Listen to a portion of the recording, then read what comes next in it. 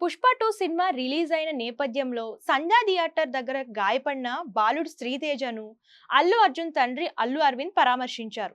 ఇటీవల కిమ్స్ ఆసుపత్రి నుంచి బాలుడు శ్రీతేజ్ డిశ్చార్జ్ అయిన సంగతి తెలిసింది.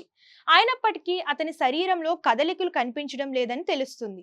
ఈ నేపథ్యంలోనే ఫిజియోథెరపీ హాస్పిటల్ కు శ్రీతేజ్ ను తరలించారు. పంజాగుట్టలోని ఓ ప్రముఖ ఫిజియోథెరపీ సెంటర్ కు శ్రీతేజ్ ను తరలించినట్లు తెలుస్తుంది.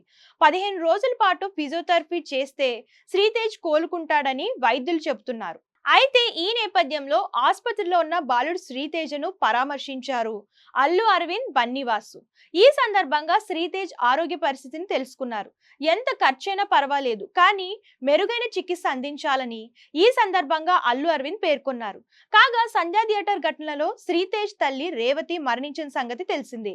శ్రీతేజ్ తీవ్రంగా గాయపడి ఆసుపత్రి పాలయ్యాడు. అప్పటి నుంచి శ్రీతేజ్ వైద్యం ఖర్చులు మొత్తం అల్లు అర్జున్ భరిస్తున్నాడని తెలుస్తుంది.